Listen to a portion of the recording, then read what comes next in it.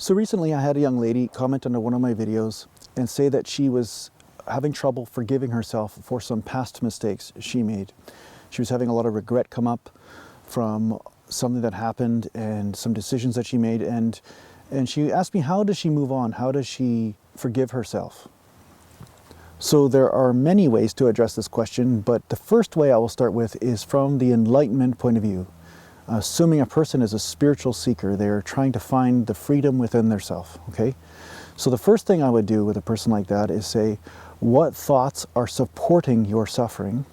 Find out what thoughts are supporting that in this moment right now, and then discard them. You can actually do that. A lot of people haven't entertained that idea. A lot of people haven't entertained the fact that they can let go of thoughts that are actually torturing them. You don't have to believe them, right? And the other one is, don't believe the sensations that are coming up that are suffering, such as guilt and anxiety and worry and maybe shame, all that sort of thing, okay? So that's from the enlightenment perspective. Now, a lot of people are not spiritual seekers and they are not looking to do that. They just want to fix everything, okay? So I'll take it down a vibration now. Let's take it down to a more grounded level, because everything's spiritual anyway. So let's see if we can find another way to explain this. We know that you do not have a time machine, right? I know I don't have one, and most people don't have a time machine. So in this moment, it is impossible for you to fix what you did. It just happened, and that's it. You have to deal with that reality. Say, okay, I did what I did. But was that the best thing you could do in that moment based on the information you had and based on the emotional pain you were going through? And I'm willing to guess yes, that was the best you could do at that time. So I would ask you if you could go back in time and experience this event all over again, you would see that you did what was necessary based on your own emotional pain and your own thoughts. You did what you thought was right. You know, you did the best possible thing that you could do at that time.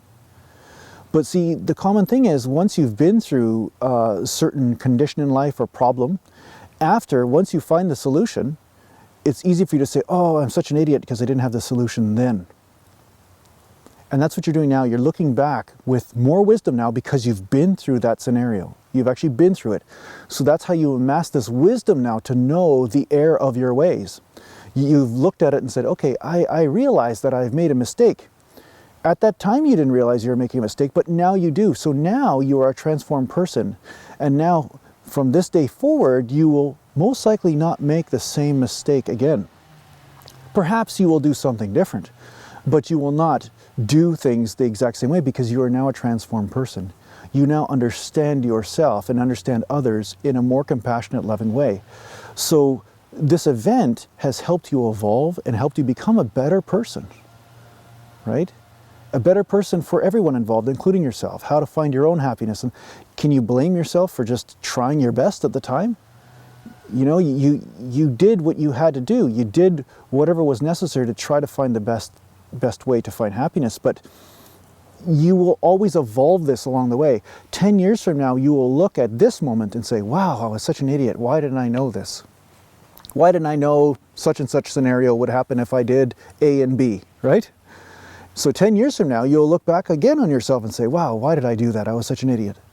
But see, that's not the way life works. Life works like a discovery. It's a discovery. You have to discover your wisdom as you go along. You don't say, okay, I'm going to avoid ever making a mistake ever again, because you are evolving. It's like when you're a baby and you started learning how to walk. You had to fall down multiple times in order to get the balance to walk. And this is actually how life works. You cannot avoid mistakes. If you try to avoid mistakes, you will avoid life. There's no way around it, you know? So some self-love is required here, which is so rare in this world. So few people love themselves for who they are. And that is what's needed. You need to love yourself and then to say, okay, how can I connect more maybe to myself? How can I connect more to a scenario?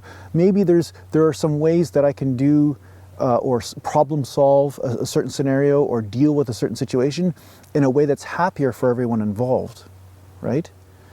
But see, now your awareness is there. You're actually asking that question, whereas before you probably weren't asking that question. Or you didn't have the awareness to even know that that question was necessary to ask. See? So many times in life, you're learning what question that you need to ask. It's not always about the answer. Sometimes you need to know what the question is before you can search for the answer.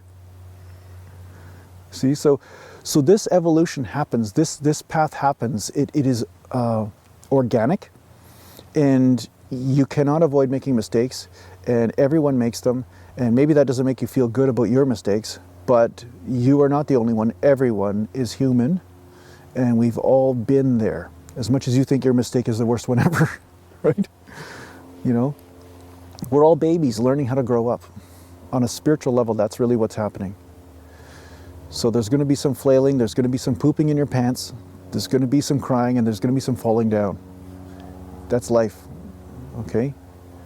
So don't wait for someone to forgive you for this process, you know? If they want to be with you or not, that's up to them.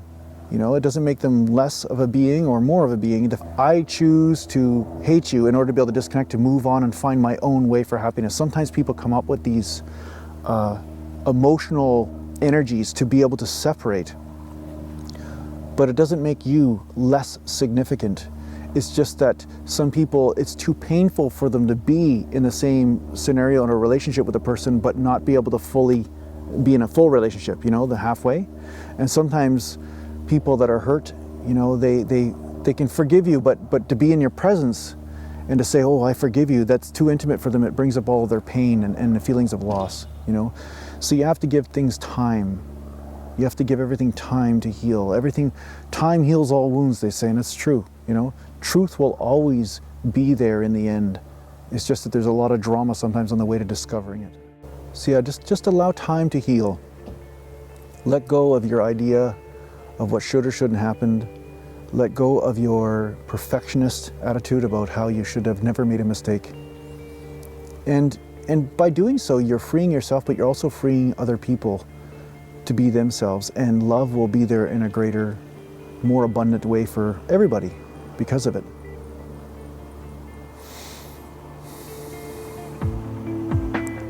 I hope this helps. Take care for now.